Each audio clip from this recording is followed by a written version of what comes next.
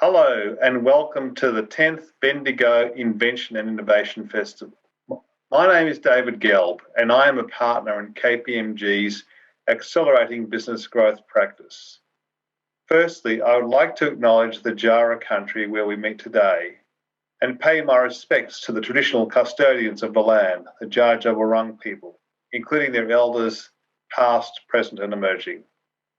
In this morning's session, we will look at how government incentives can be used to accelerate business growth. Business will need to consider the role innovation will play in helping them survive and flourish in these challenging conditions and assess how their dealings with government and other key external parties might affect their ability to rapidly respond to change. KPMG has recently conducted an online survey in Australia among senior leaders in business and government in relation to their views on the impacts of COVID-19 on innovation. The key findings show that COVID-19 is driving an increased focus on innovation. In fact, over 92% of respondents feel that COVID-19 has either increased or maintained their focus on innovation. Innovation leaders will need to do more with less. Despite the increased focus on innovation, 37% of respondents to the survey feel that innovation funding will reduce as a result of related impacts from COVID-19. We have three presenters today with great experience in assisting clients assess government incentives for innovation and other business activities. The structure of the session is that each panellist in turn will present on their topic, then I will move us into a facilitated Q&A. I'll start the introduction with Georgia. Georgia, could you please let the attendees know a little of your experience in the legal profession and the interesting way that you came to the role you currently sit in? Hi everyone. So my background is actually as a lawyer, so in technology law, and I've come from the Victorian Bar, where I practiced predominantly in commercial law, administrative law, and also did a lot of policy work. I suppose I got a little bit sick of how adversarial the process can be, and I wanted to work with companies at the earlier stage and in a more collaborative environment. So that led me to KPMG and the R&D Tax Incentive practice. Thanks, George. Over to you, Alan. Can you please let us know how you branched out from being an R&D Tax Incentive advisor? Thanks, David, and hello, everyone. Yes, I started my career in incentives with Oz Industry, where I focused on the R&D Tax Incentive. I then made the move into the consulting world, and it soon became apparent that clients were more interested in a broader range of incentives, not just an R&D tax incentive discussion, but wanted to hear about other, state and federal government grant programs. So, what we're offering now is a more holistic solution to our clients' funding challenges. Thanks, Alan. Our third panellist is Dr. Renee Windsor, who became a government incentives specialist after leaving the research lab. Thanks, David. Yes, my background is in research. I did my PhD in medicinal chemistry. Then I did a postdoc, and then I came looking to get out of academia and looking to get into industry. I was applying for jobs with companies in Australia, and the feedback I kept getting was that we would love to hire you, but we just don't have the funding available at the moment. So I decided that I should look at getting a job where I can help companies meet their funding requirements for progressing research. So without further ado, I'll now hand over to Georgia, who will provide us with a presentation on the R&D tax incentive. Thanks, David. Okay, everyone. What I'd like to do is run you through an update of the R&D tax incentive, where we are currently with the bill, where we might go with the federal budget, a little bit in terms of what's changed over the last 12 months, and some practical tips and guidance around putting a claim together. So if I start with the bill and the upcoming federal budget, I think it's important to realise that the government has proposed a number of changes over a few years to the R&D tax incentive, and the current R&D bill follows on from several prior draft pieces of legislation. So the current bill was introduced in December last year and is currently before a Senate committee, which is reporting back after the budget on the 12th of October. So within the current bill, there's three schedules. The first schedule is probably the most important, and that's the one that will impact companies the most. So what that schedule will do, if enacted as it currently is for large business, it will bring in a R&D intensity model, which will see sort of 3 tiers of R&D benefit depending on the R&D intensity of the company. So for most of you, I imagine that this will be less applicable. But what it does mean in a practical sense is most larger companies, so with a turnover over 20 million, will see their benefit go from 8.5 cents in the dollar, this is the net benefit, down to about 4.5 cents in the dollar. For smaller businesses, so those with a turnover below 20 million, then the change is to effectively peg the R&D benefit rate at 13.5% above the applicable corporate tax rate. So for FY20, the corporate tax rate was 27.5 cents in the dollar. So 13.5 plus the 27.5 is 41 cents in the dollar. Now, as the corporate tax rate reduces over time, and it's reduced down to 26% over the next few years, we will see that effective R&D tax rate will also reduce because it will be stuck at the 13.5 percentage points above the corporate tax rate. The other change proposed for small business is to cap the refundable amount at 4 million. So what that means is that where previously there was no cap, and for instance, companies investing heavily in R&D, such as pharmaceutical drug development, might have been able to cash out more than 4 million in a given year. The proposed legislation will cap that at 4 million, but the cap doesn't apply to clinical trial expenditure. And any amounts above the cap will convert to a non-refundable tax offset. So there still will be a benefit, but it will only then be carried forward to a year where there's a tax liability. The second schedule for the bill contains some integrity provisions, and really that's designed to put into to make clear that the government doesn't want to see people structuring their businesses to get an R&D tax benefit that they wouldn't otherwise get. Now, I think that was probably fairly clear anyway under tax law, but this makes it quite explicit.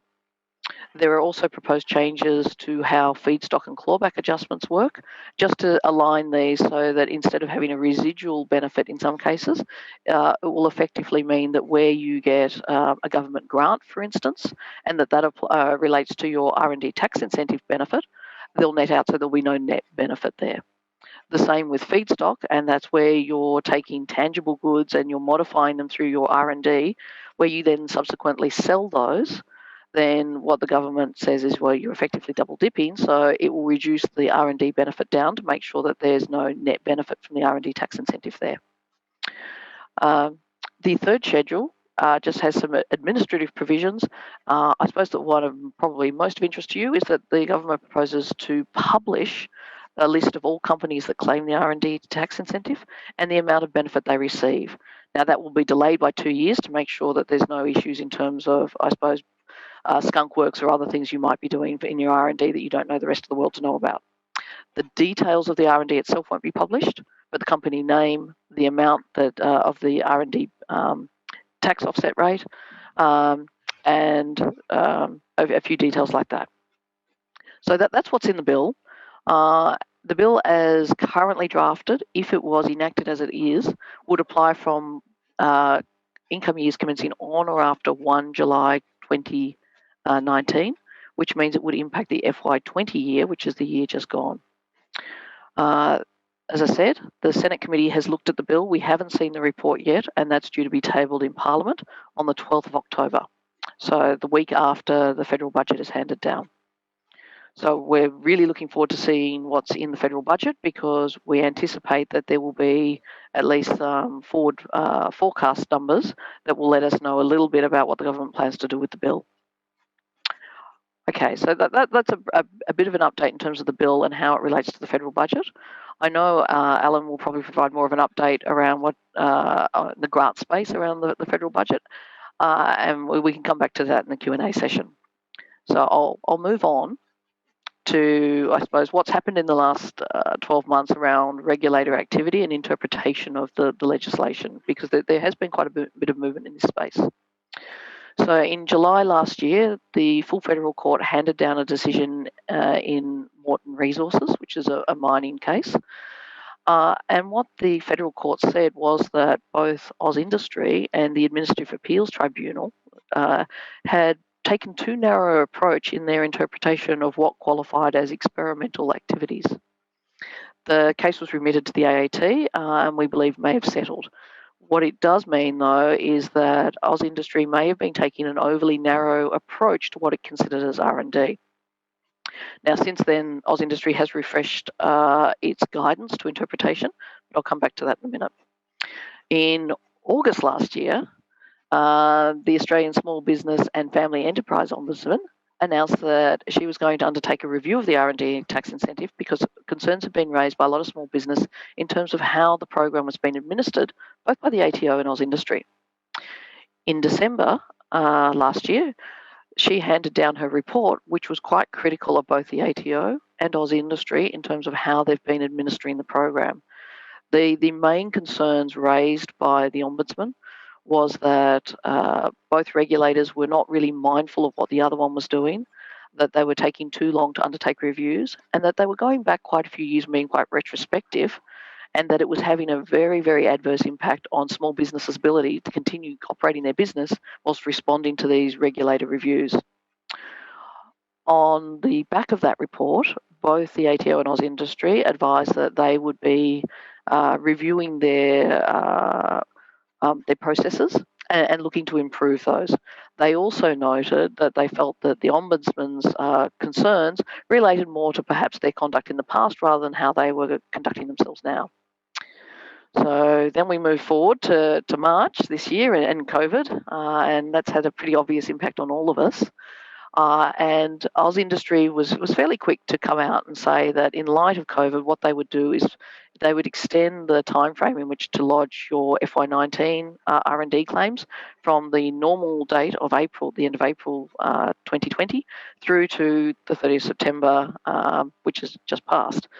So they've been quite flexible in that approach. At the same time, what we probably saw was a lot of resources from AusIndustry and the ATO have been diverted to COVID matters, and so a lot of reviews have sort of stalled and there's been a little less review activity. Now, of course, that doesn't mean that you won't get reviewed, and it doesn't mean there'll be any less activity in the future. It just means that's the current state at the moment. In August this year, the full federal court handed down another decision in relation to R&D in Boggiato. I hope I'm saying that right. Now, in that case, the full federal court essentially agreed with the ATO, but what it did say was that the ATO had been very focused on contemporaneous written records and that this is not the only form of evidence you can have. So when you're providing evidence to either regulator of your R&D activities, that can take many forms. So it may be written, so it may be, it may be emails, it may be all sorts of contemporaneous written documentation, but you can also have oral evidence. You can also have the evidence of witnesses. And I suppose the point the federal court was making in Boggiato was they absolutely agreed with the ATO in its decision disallowing the claim, but they did warn the ATO that they needed to be mindful of more than just written evidence. So now we move sort of towards the end of August and into September this year, and AusIndustry released a refreshed guide to interpretation. So the last time that guidance was issued was 2016, and what they've done is they've released it now. They were accepting comments on that through to the end of last week, and we're expecting to see that they will take those comments on board and they will release, I suppose, the final version of this refreshed guidance in the coming months. Now, whilst the guidance that we've seen doesn't make any direct references to these cases, what we would expect to see is that both AusIndustry and the ATO take on board the comments from the federal court and adopt this a little bit into how they deal with companies when they're conducting reviews and how they interpret the legislation. So at a practical level, what does this mean? I suppose fundamentally it means you still need to make sure that you document your R&D properly and that you can provide and demonstrate a clear nexus between the expenditure on the R&D activities and showing how the R&D activities meet the criteria. However, what it probably means is you should be moving into a contemporaneous environment. So you shouldn't be looking at your FY19 claim now. Even your FY20, I would hope that you are just collating your information and putting the final touches on your R&D claim. So what these cases show is you still need to keep good records, you still need to be able to evidence your claim, but it does mean the regulators may take probably a more aligned approach into how they undertake their reviews. Okay, so the final part I suppose I wanted to cover off on was some practical guidance and tips across sort of 4 areas. So in relation to the R&D bill, what does this mean for you at the moment? It's very hard to say. If the bill is enacted as it is, then it will impact your FY20 claims and beyond, and it will impact both large and small business. Large business more, because the intensity model will have a more significant impact on claims, but certainly even for smaller companies, it will have an impact on your R&D claim. It will reduce the benefit, and it won't change what you need to do to make the claim. However, we don't know whether the bill will be pursued by the government post-budget, and even if it is pursued by the government, we don't know whether they will amend it. It's probably important to realise that the R&D intensity model as it currently is calculated includes all of the company's total expenditure, which means if you're manufacturing in Australia, your operating costs are higher and therefore your R&D intensity is likely to be lower than a company that might be manufacturing overseas. So we would hope that at the very least the R&D intensity measure would be modified to make sure that companies who manufacture here aren't disadvantaged by that. However, we just won't know more until after the 12th of October. For the federal budget, again, we hope to see some indication of where the government wants to take the R&D bill in the budget. It's likely that if they do sort of foreshadow that they're going to be pushing ahead with the bill, that there may still be changes either to the commencement date of the bill or, as I said, the intensity model. The indications we have at the moment is that the government probably will stay committed to pegging the refundable R&D tax offset to a percentage above the corporate tax rate. And that's just so that there's some certainty, so that if the corporate tax rate changes, they can also see that the R&D tax offset rate changes as well. In terms of interpretation, yes, the federal court cases are binding on both regulators, but don't think that that changes your obligation to keep good records. You need to be recording your R&D activities, you need to be documenting them, and you should be doing this at the time they're being done, not after the fact. So I would really encourage all of you who may be undertaking R&D at the moment to be reviewing what your R&D tax governance processes are and making sure that you have good ones in place and that you are documenting both the R&D activities and the expenditure, how it meets the criteria, so at the end of the year you're just collating that information. And finally, in terms of timelines, please be mindful that whilst AusIndustry has provided the extended timelines for registration lodgements, which will now apply to all companies with a lodgement date up until 31 December 2019, they've all been given an automatic 5-month extension. That may not be the case for companies with a with a balance date earlier this year. So for instance, and most of you probably won't be in this circumstance, but if you do have a substitute accounting period and your normal end of year is in the first half of the calendar year, be mindful that you don't have an automatic extension. And if it does look like you will need extra time, you should be thinking about requesting that extension from AusIndustry sooner rather than later. One final note before I hand over to Alan, and that's just a flag that we do provide a federal budget brief, and so if you are interested, please reach out to us. We're happy to put you on our list so you receive an update of what's happening with the federal budget and what that means for innovation funding. Over to you, Alan. Thank you, Georgia. Now I'm going to spend some time talking about some government grants that are currently available. I've deliberately selected a mix of programs that are broadly available across industry sectors. So 4 out of the 5 are broadly available, and then I just wanted to focus on one which is slightly different and targeted to a particular sector. So just in relation to the government grant landscape, it's important to note that the federal and state governments support a wide range of business activities in alignment with key policy sort of positions, and Renee will talk about the importance of understanding their policy positions a little later. In addition, there's obviously been and will continue to be a concerted effort to recover from the economic impact of COVID-19. Specific measures will continue to be announced as part of the upcoming budgets and over the course of the next 12 months. I mean, the key from all of this will be the creation of jobs to aid the economic recovery, both obviously at the state and federal level. And so it's very much around jobs, jobs and jobs. Now, in general, and certainly over recent years, grants can support a whole range of different activities, including the likes of establishing a business, developing and commercialising a product, buying new equipment, particularly around advanced manufacturing equipment technologies, expanding a business, so establishing a new manufacturing site, for instance, and then also going overseas and going global. Now, grants can range from less than $10,000, mostly say at a local or state level, to tens of millions of dollars at a federal level. It's fair to say that all grant programs are very competitive, and certainly in recent years have become increasingly competitive. And so there's certainly a challenge, obviously, to pick the right program. And again, Renee will sort of touch on that a little later. Grants also typically require a co-contribution from the applicant. It is very rare, it does happen on occasions, but it's very, very rare that a grant will cover all project costs. In most instances, they probably require at least a 50% contribution from the applicant. So that's certainly something to bear in mind when you're looking to pursue a particular grant opportunity. So now I'm just going to run through a number of examples. As I said, 4 out of the 5 are broadly based, so companies from different industry sectors can apply for these opportunities. The first one's the Accelerating Commercialisation, which is a federal government program. It's the premier program for supporting early stage commercialisation activities, and it's just small to, well, generally small to, maybe just medium-sized businesses, to commercialise novel products, processes and services.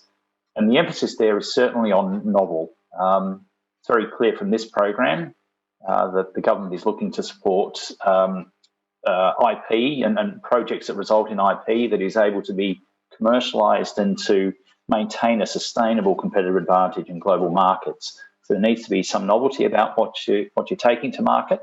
And I guess, therefore, obviously, your ability to defend your position in the market once you're there.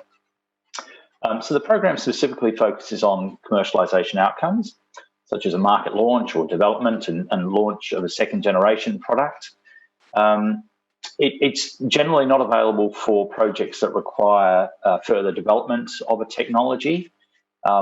Generally speaking, the technology needs to be de-risked so that government is supporting you through that classic valley of death moment where you've developed your technology and then you don't have sufficient funds to take the product to market. The program does provide grants of up to $1 million. Having said that, it's important to note that the average grant is close to somewhere between perhaps $350,000 to $400,000. That's the sort of sweet spot that's been identified over the number of years that the program has been running. So that's also something to bear in mind. Applications are accepted on an ongoing basis. So the investment committee has regular meetings, roughly every 6 to 8 weeks apart, to assess applications. And the program is supported also by a network of commercialisation facilitators who, as their title says, help facilitate the process and take you through the process, provide feedback in terms of the eligibility and competitiveness of the activities that you're putting forward, and then we'll indeed even review drafts of your application, and then we'll also present your application to the committee. So it's very important to get those guys on board. Now, as part of the application process, you need to demonstrate both the eligibility of your activities, obviously, but also then the how meritorious they are, because it's a highly competitive program. A couple of things that you need to demonstrate is the need for funding, which in most cases, for most businesses, is not too difficult. But it's walking that fine line of saying, well, we have a need for funding, but equally, we have sufficient cash at hand to basically provide the matching contribution. You also have to describe what the impact of the grant will be on the project. The phrase I generally use is that the grant will allow you to do something bigger, better, or faster. But it is very, very important to demonstrate that the government contribution will actually make a difference to your project. Importantly, and there's been a slight revision of the program recently, you need to demonstrate that the management team within the business has the capacity to execute the project. And in fact, the capability of the management team is rated the highest of all of the merit criteria. So very important to have a good team of people on board, or that you have access to them perhaps through a consulting type arrangement. Applications can take 2 to 4 months to complete. So you need to understand that there's a lot of effort that goes into putting forward a quality application. And obviously, if you're applying for anywhere near $1 million, very important to understand the work that's involved.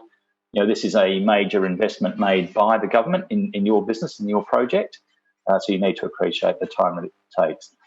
Also, one thing I should also note is that AC supports projects of between 12 and 24 months duration. I'll just move to the next program, which is the Cooperative Research Centre Projects Program, or CRCP for short. Another federal government grant program. This one's designed to support industry-led collaborations with researchers, to basically take an R&D result to market. This is the premier program, I guess, for supporting industry-led research projects, providing grants of up to $3 million on a matched basis. So it's a very significant sum of money if you're able to attract the full $3 million funding. I do note again with this program that the average over the last, I think, 9 rounds is a grant of around $2.5 million, covering about 1/3 of project costs. So you can see strategically companies are applying for less than their permitted 50% funding to increase their level of competitiveness. Applications must be made by a project consortium that includes at least 2 industry entities, including at least 1 small to medium-sized enterprise, and also 1 research organisation, such as a university, CSIRO perhaps. Given that they're consortium-based, it's very important that you put in the groundwork to pull the consortium together to understand the roles that each of the parties will play, what happens to the IP that's generated, who benefits to what extent, and in what form do they benefit. So very important to do all of that groundwork well prior to the round being opened. And the program is running biannual rounds. Round 10 is currently open. However, I note that that's only focused on recycling projects, and it's a particularly small round. It's an unusual decision. We understand it was made by the Minister to have this one particularly focused on recycling projects. We'd hope round 11 will open up, either early in the new year or perhaps later this calendar year. Now, generally, CRCP is very competitive. As I mentioned before, it pays to be very well prepared. You are also able to receive feedback on a proposed project from the CRC Association, which can provide some valuable guidance in terms of how to scope your project and bring a consortium together. Interestingly, with this program, resubmissions are possible. So if you do happen to be unsuccessful, you do have another opportunity to resubmit. Of course, if you do that, you're then competing against another group of applicants, so it doesn't necessarily get any easier. Although having said that, of course, you do have the feedback from the committee from the first application, so at least you can address some of their concerns. Next program I'll talk to is the Export Market Development Grant, or EMDG. This one's administered by Austrade, so another federal program. EMDG has been around for decades, as in fact the R&D Tax Incentive or R&D Tax Concession has been as well. So one of the longest running federal government industry assistance programs. In this one, interestingly, applicants can include trusts. Many grant programs don't allow trusts to apply, but EMDG does. And in this case, an applicant can have turnover of up to $50 million. So it's a reasonable sized business. What EMDG does is provide a 50% subsidy of costs incurred in establishing overseas markets. Now, that doesn't include New Zealand. I think it still excludes Iran and a few other, dare I say, nasty nations, but that's unfair to New Zealand. The federal government has recently announced a almost $15 million boost to the program and has relaxed some of the program's regulations in the short term, obviously to deal with the impact of COVID on businesses. Key changes for FY20. So noting my last point there is that the lodgement deadline for FY20 is the 30th of November. So in respect of any claims that you're putting together over the next couple of months, the performance measure does not apply. Now, what happens is that EMDG applicants are eligible for 8 claims. Now, what happens from the 3rd claim on is the fact that they reference the level of export revenue that you're generating, and it imposes another test or a threshold test that you need to effectively pass or take into account. That one's waived. So what that means is that you're also entitled to the 50% subsidy of costs. And I should note here, in fact, it's not on the slide, but the maximum grant under EMDG is $150,000. The other change for FY20 is that you can claim costs against trade shows that were cancelled, and I'm sure many businesses have experienced that fate. And also importantly, the first tranche payout has been increased from $40,000 to $100,000. So what EMDG does is to say that if you had, for instance, an entitlement to a $150,000 grant, they would basically, as a first tranche, pay out a certain amount. Now, in recent years, that's been limited to $40,000. They would then determine how many other claims are in the pool, effectively, and then divvy up the funding pie, and then allocate you, the appropriate amount. What they've done for FY20, as I've shown on the slide there, is increase that first tranche payout to $100,000. So it's very significant, and that's a very welcome change. And just remember, for FY20, the lodgement deadline is 30 November. If you happen to be a first-time applicant, you are able to actually combine a claim for FY19 and FY20 as your first application. So also bear that in mind. The next program I wanted to touch on is one that's somewhat different, and it's a very recently announced federal government program, the Restart Investment to Sustain and Rise. Obviously, someone worked very hard to get the program name right, to give this acronym. It has a funding pool of $75 million, which is quite significant, and offers grants between $75,000 and $2 million to assist companies in the arts and entertainment sector to restart, reimagine, or create new activities, including festivals, concerts, tours that have been impacted by COVID. So very, very targeted, but quite a significant amount, and obviously grants of up to $2 million. That's quite a sizable grant. It's already open, so it opened about a month ago, and will close to applications on the 31st of May 2021, subject to allocation of funds. So basically, you need to get your applications in. They'll be accepted at any time between the opening and closing dates of the program, and obviously funds will be allocated on a first-in, first-come basis. Application outcomes will be communicated approximately 10 weeks after submission, and that's probably a typical sort of time frame. So it does take government a little while to process applications, so please bear that in mind. Now, I just wanted to touch on one slightly different funding mechanism, and this is at the Victorian level. The Victorian government has set up the Victorian Business Growth Fund, or VBGF. Now, what's happened here is that the Victorian government, in conjunction with First State Super, have put aside $250 million to create an investment fund, and they have then asked Rock Partners, an independent group, to act as an independent investment manager. And what is likely to happen here is that there'll be of the order of 20 to 25 investments made, of the order of 10 to 20 mil, in businesses that require funds to grow, as obviously the fund name says. It's entirely industry sector agnostic and fundamentally, as we understand, project sort of agnostic, as long as a business can basically put forward a need for support and demonstrate that the business is profitable or soon to be profitable, then it looks like an attractive investment to the fund, which will be run largely as a sort of private equity sort of play, and you're off and running. Now, there's been a lot of interest, 70 inquiries received to date, so bear that in mind. The investment parameters that you need to take into account. As an applicant, you need to have turnover between $5 and $100 million, have no more than 250 million assets, and the business, as I mentioned before, needs to be either profitable or near profitable, and you need to have a proven business model. So they're certainly not investing in startups or early stage businesses. They're businesses of some substance and obviously of good prospects.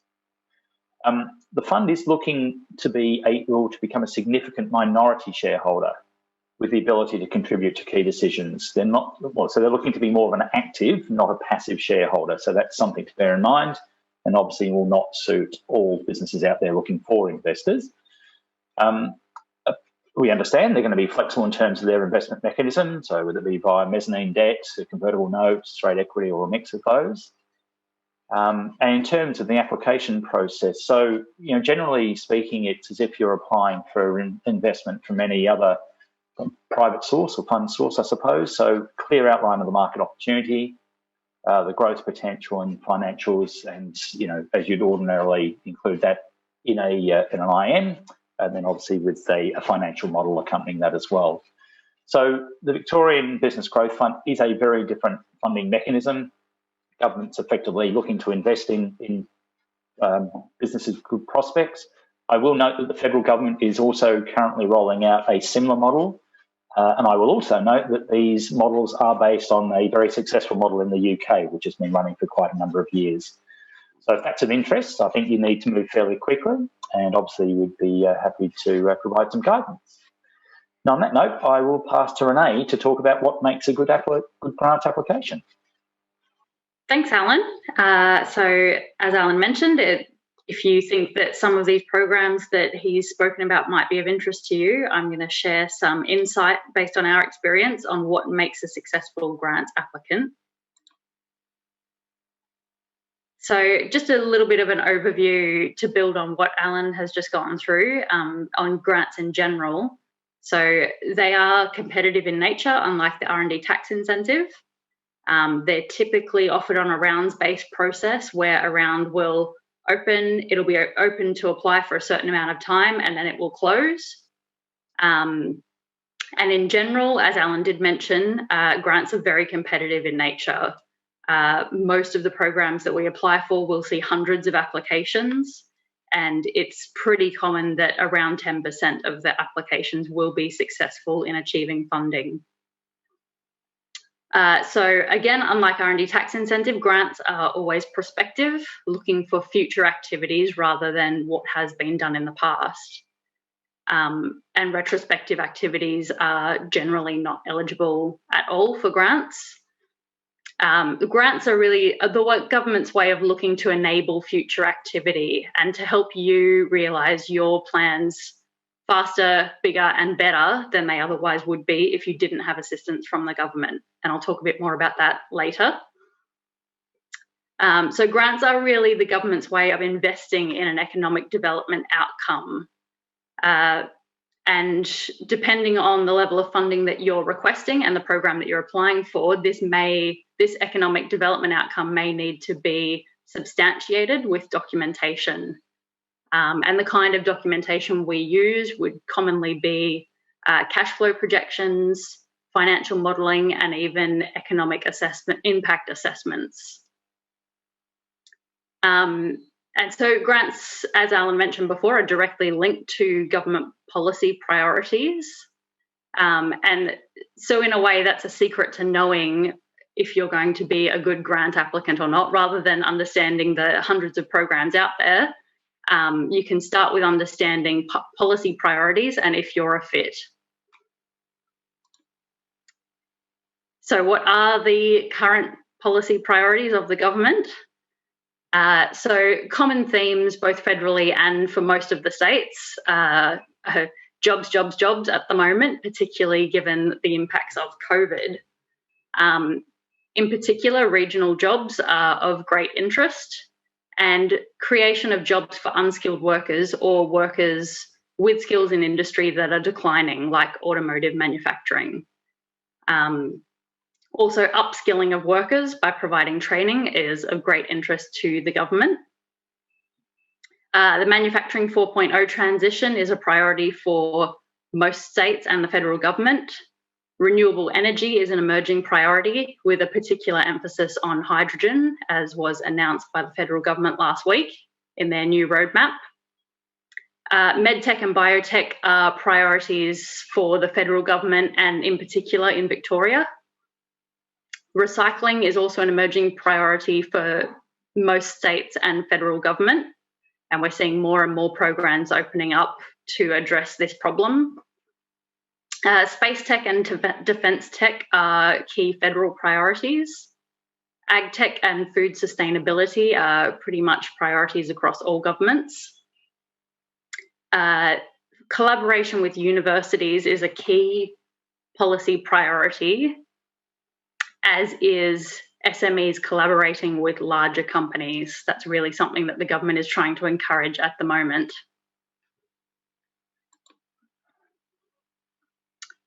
So if you think that you do fit in with some of these policy priorities, what are the other things that you need to consider if you're thinking about applying for a grant? So one of the key things for all grant programs is that there does need to be a need for funding. So the government wants to understand that you have this project you want to do, you've tried to raise the capital in the private market to do it, and there's a shortcoming in the project budget that will allow you to achieve your outcomes, and you're asking the government for assistance to bridge that gap. So they want to know that by them investing in this project, it's going to make it happen. And so it's also important not to lose sight of your objectives as a business. We always are very careful to advise our clients of the timing involved in grants. In general, we would say you want to be looking at applying for funding at least 6 months before you plan to start a project, to give time to go through the review process. And that's because most grants have the requirement that you are not able to start the project until the grant agreement has been signed.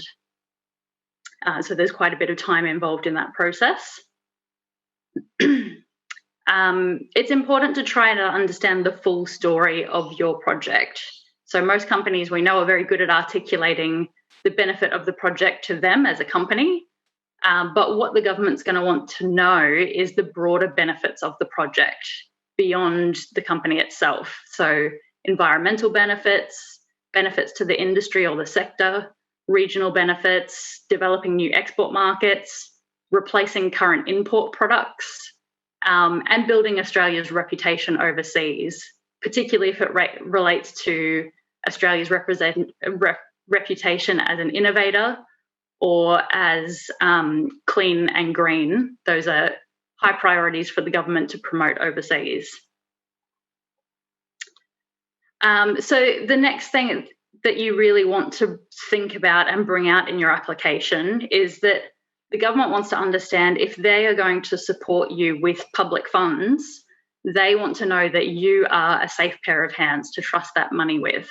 So they want to understand who you are, why you are the most qualified team and the most qualified individuals to do this project, that you understand the key risks of the project and you've mitigated against them so that you can deliver the project on time and on budget.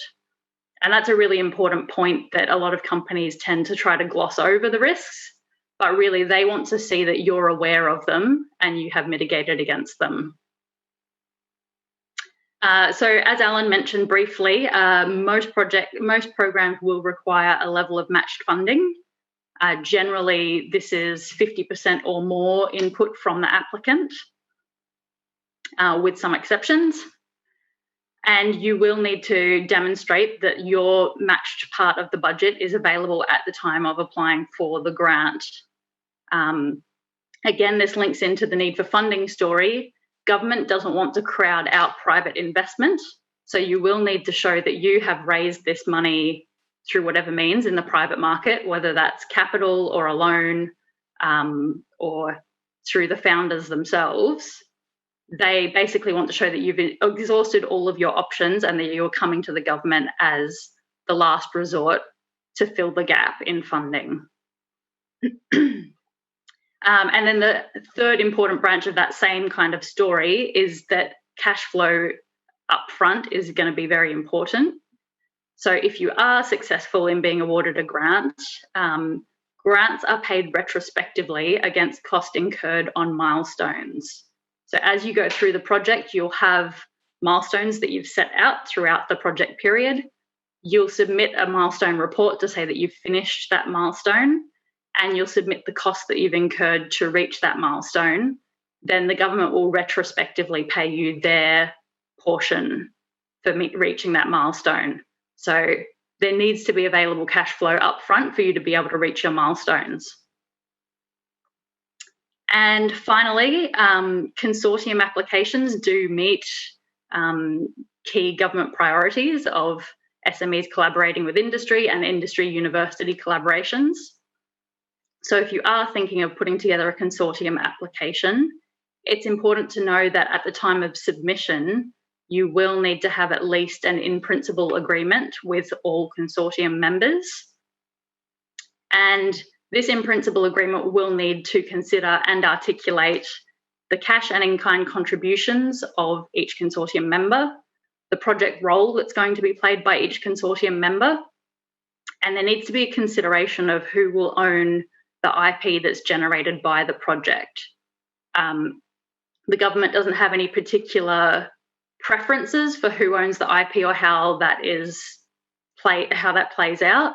They just want to know that you have discussed it and you've come to an in-principle agreement. It's also important to note that if you are successful in receiving a grant, an offer of a grant, there will need to be a more formal consortium agreement signed before you can sign the grant agreement with the government.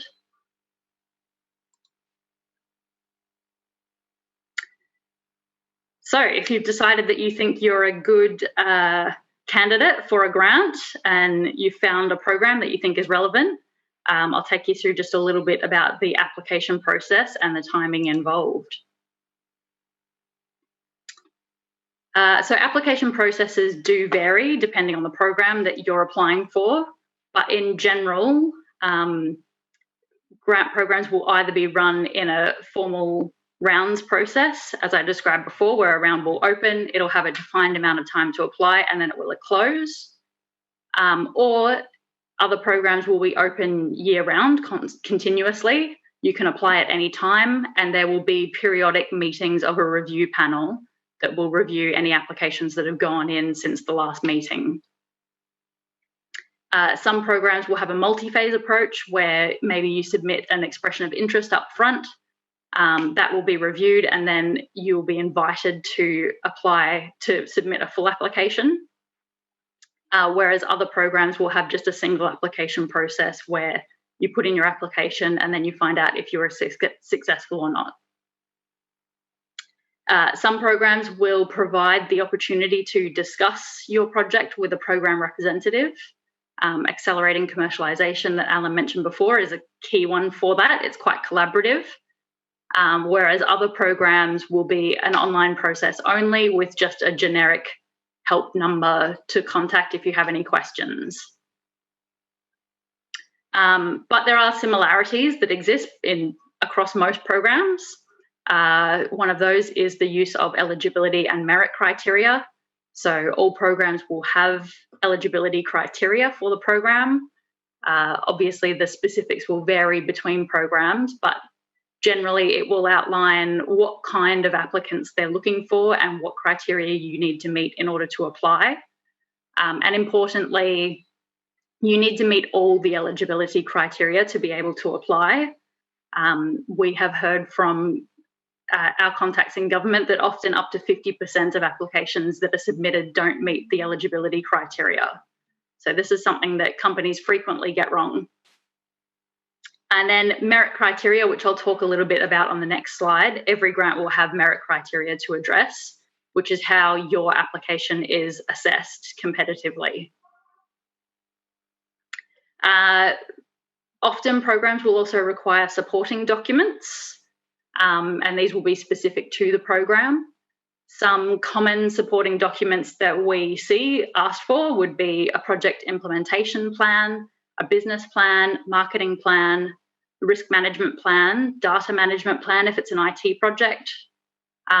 Definitely all programs will require a project expenditure budget so that they can understand what the costs are that you're looking at.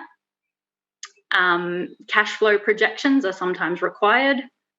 Letters of support from relevant companies that have some interaction with the project. and many others. As I mentioned before, sometimes this can be as complex as financial models and economic impact assessments. Again, that usually depends on the level of funding you're asking for, how much detail they want in the supporting documents provided. And so the final point to be aware of, as I mentioned before, is preparing an application. This will often take at least 4 to 6 weeks, and this will be longer if the program requires a significant amount of supporting documentation, particularly if that documentation isn't available and needs to be drafted from scratch, or if it needs significant updating. And then you also need to be aware that the government assessment period can take 2 to 10 months or more. We're currently waiting on an announcement for a grant that we applied for a year ago, which is rare, but does happen. The federal government is getting better at putting timelines in their guidelines up front of the assessment period, and they are trying to stick to these, but even then there can be deviations from the proposed time. So finally, just a bit of an overview about merit criteria, which is the key assessment criteria. So a grant application is essentially a pitch to an investor, just like a VC firm. But unlike private investors, government have different outcomes that they're interested in. And the way that they get that information from you is through the merit criteria questions. So this is really your chance to present your project in relation to what the government is specifically interested in hearing. So common themes among merit criteria, as I mentioned before, the need for funding. Every government grant program will ask about your need for funding. And what they will want to hear, or what they're looking to hear, is that, as I mentioned before, you've got a project you want to do, you've tried to raise the money you need to do it, but there is a gap. And they want to understand, if you don't get the grant, what will happen to the project? Will it not go ahead, or will it go ahead but be significantly delayed, or will it be a smaller scope? They want to know what difference their funding is making to the project. So secondly, there will always be a merit criteria that specifically relates your project to the objective of the grant program. So every program will have a list of objectives that are lined up in the guidelines for the program. And this is your chance to specifically line up the outcomes of your projects to the objectives of the grant program. The applicant profile, as I mentioned before, government wants to know that you are a safe pair of hands to be giving this money to. And so this is where you'll really need to demonstrate that your company is very qualified, has experience, if possible, in similar projects. The people involved in the project are highly qualified in the area, and that you have the necessary resources to do the project, or you plan to hire the necessary resources to do the project. And they'll also want to understand, as part of this, your project management process that you have in place. How often will you be reporting? Who is ultimately responsible? Is it the CEO? Is it a board? They want to understand, I guess, your structures that are in place. And finally, the final common merit criteria question is about the benefits of the project, or the national benefits. This is where you get to paint a picture of the broader story of how your project is going to impact Australia's economy, Australia's profile in a target sector, and any other additional benefits, such as engaging with the university, SMEs collaborating with industry, all of the other priorities that I mentioned before. We'll now move to Q&A. The first question I'd like to pose is to Georgia. Georgia, you mentioned in your presentation that there's a possibility that the R&D bill could be retrospective to 1 July last year. Now, what happens, given it's already October, if a company has already submitted their FY20 R&D claim? Thanks, David. Yes, that's an unfortunate position. If the bill is enacted as it is currently drafted, it will impact all income years commencing on or after 1 July last year. So what that means is for companies that have put together their FY20 claim, they've registered their R&D activities, they've claimed the expenditure through their R&D tax schedule, and they may have even received their refund. If the bill is enacted as it is, then they will need to go back and amend their income tax return to adjust for how the bill will impact their claim. So if, for instance, they are in the refundable space and they received a refund, they will need to amend their income tax return, file that again with the ATO, and then return the difference to the ATO, being the shortfall. So that, in other words, the difference between the refund they did receive as opposed to what they should have received had the legislation been enacted earlier, if you like. And then they'll need to return that amount. Now, normally where you have an amended income tax return and there is a difference, a tax shortfall as we call it, the ATO will impose interest charges. What the ATO has said is because the legislation is retrospective and companies are doing nothing wrong, that they will waive this, and so it will only be the difference in, I suppose, the benefit that will need to be repaid. Now, obviously, if companies take forever to do that, then the ATO may revisit that. But certainly as it stands, that's what companies would need to do. If companies are in the non-refundable space, so they're larger businesses, then the impact will be a lot more severe because of that R&D intensity model. Now, in that case, they will need to go back, and the calculation could be quite complex for them to work out what the difference will need to be. I should also note there that at the moment, when your tax agent is doing your FY20 income tax return, the ATO has already included questions in the R&D tax schedule around R&D intensity for larger businesses. Now, at the moment, those questions are optional as to whether they're answered, but it's fairly evident that the ATO is getting prepared in case the bill is enacted as it is. Now, if the bill is enacted in a different form, in other words, the wording is changed, then it's much, much harder to tell you how that's going to impact your FY20 claim. If the government moves the start date forward, then maybe FY20 won't be impacted at all. Or if they change the intensity model or they change the rates, all of these will have an immediate impact on what the bill would mean for your business. So I would certainly recommend you stay tuned in terms of what the federal budget means and where this R&D bill goes. Thanks, David. Thank you, Georgia. My next question is to Alan.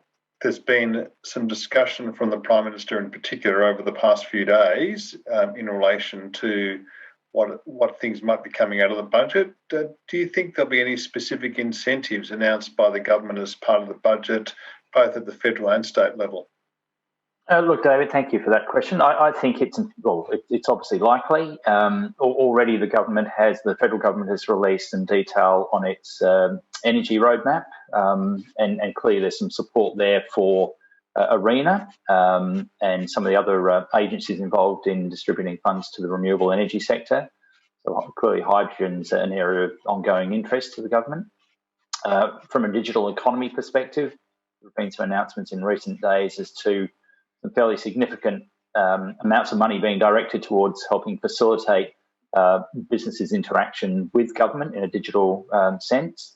And then also, as of today, there's the manufacturing strategy that's just been released. So, we're still going through the detail of that. The interesting thing will be whether the incentives or support measures will be by way of direct grants or whether they will be through investment allowances, which may be distributed through the tax system, perhaps. So at this stage, yet unclear. I mean, detail is starting to sort of trickle out, as is government's want, and then obviously the state budgets will follow in the coming months. So as we mentioned before, it's all going to be around job creation. So clearly, every level of government's very focused on that outcome. Thank you, Alan. My next question is to Renee. It was very clear from your presentation, Renee, that grants are very competitive. So is it just a question of pot luck, or are there things that companies can do to maximise their chances of success?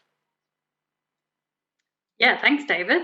I guess our advice to looking to maximise your chance of success would be to first make sure that you're addressing as many government priorities as possible.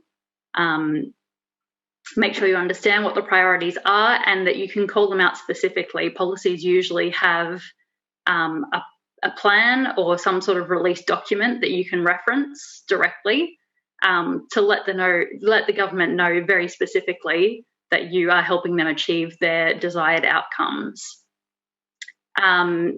Next, I would say, as Alan mentioned, a consideration of the level of matched funding that you're providing to the project can be a key competitive edge.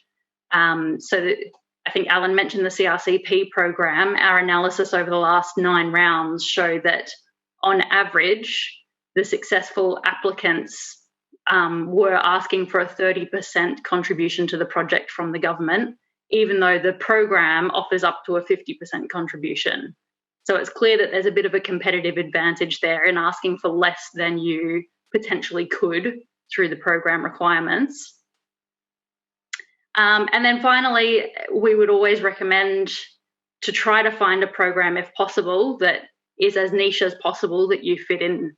Sometimes this isn't possible and you'll just need to apply for the broader based programs, the sector agnostic ones, but these tend to be more competitive. So the more niche programs, the less competitive they will be and the better chance you have. Thank you, Renee. Georgia, I've heard that JobKeeper and other COVID-19 payments from the government can adversely impact an R&D claim. Is that true? Yes, David, it is. So any time that you receive any form of government payment, be it federal, state or local government, you should always bear in mind it can impact your R&D claim. And this is where there will be an overlap. So let's take JobKeeper as an example of that. Where you've received a JobKeeper payment from the federal government and some of that amount effectively applies to R&D activities undertaken by your employees, the government says, well, hang on, you're receiving money from us and you're also getting an R&D benefit. That's not on. Now, originally we thought that that would be treated in the normal way that a grant is treated, and that is that there would be a clawback adjustment. However, in August, the ATO released a draft tax determination, 2020/D1, saying that actually they considered the JobKeeper payments to be expenditure not at risk.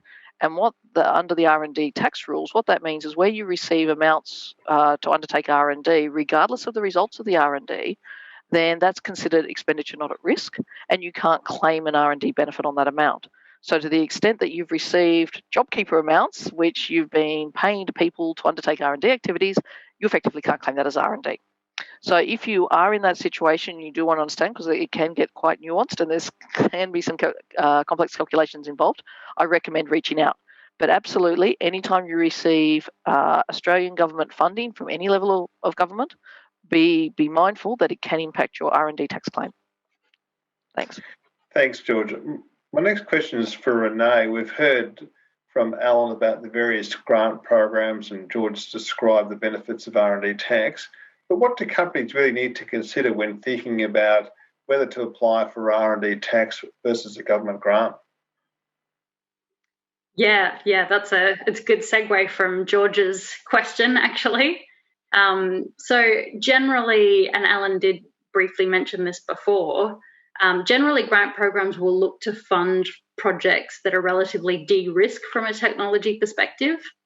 So generally they're looking at very late stage R&D, if not completely commercialisation phase. So generally there's not a lot of overlap, but where there is overlap between R&D tax eligible activities and grant eligible activities, it's important that companies are aware that there is a clawback mechanism. Basically, you can't double dip on government funding, as Georgia said. So if you are claiming R&D tax on activities that have also been paid for by a grant, there's a mechanism in the R&D tax legislation that will claw back most of the benefit of the grant for those activities. At the moment, prior to the changes in the bill, there is still a little bit of benefit if you're in the refundable R&D tax incentive space. But generally, it's there to make sure that you're not getting a benefit from both. So it's important for companies to understand, if they are looking to go for a grant, the overlap between the two programs. And we would always help companies to scope a grant project effectively to minimise the overlap between activities that are potentially eligible for R&D tax incentive and activities that are eligible for a grant, so that you can maximise your benefit from both programs. Thanks, Renee. And just a further point to ask, Renee, given that the landscape seems to be constantly changing, how do, in reality, companies keep abreast and across what's happening in that area? Yeah, it is a rapidly changing area, and it's a very vast and diverse grantscape. It's definitely not easy to keep across. There are some services, so Grant Connect is the federal government portal for grants, and you can sign up to automatic email updates from the Grant Connect program based on keyword searches, and it will notify you when new programs open.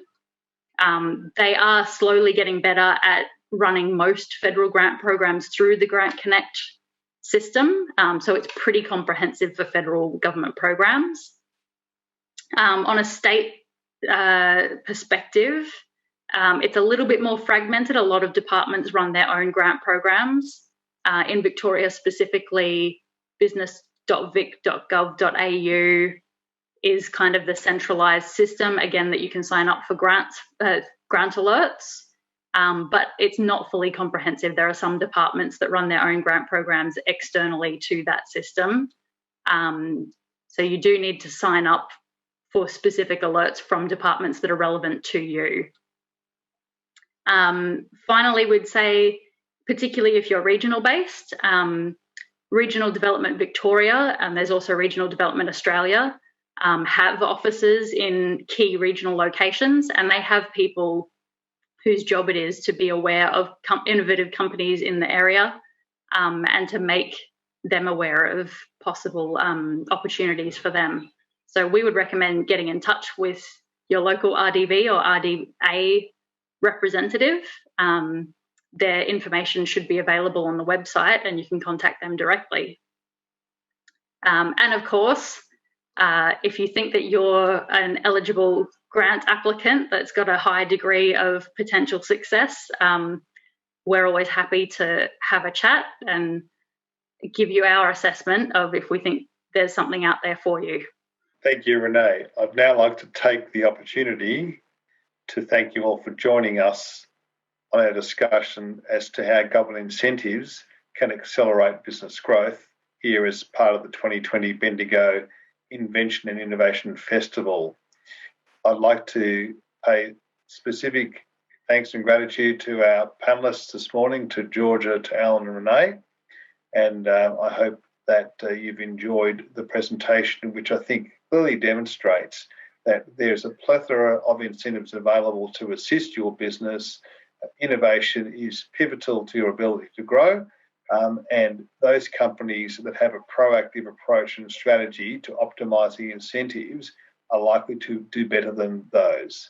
So with that, I wish you luck with your innovation and invention strategies, and goodbye for now.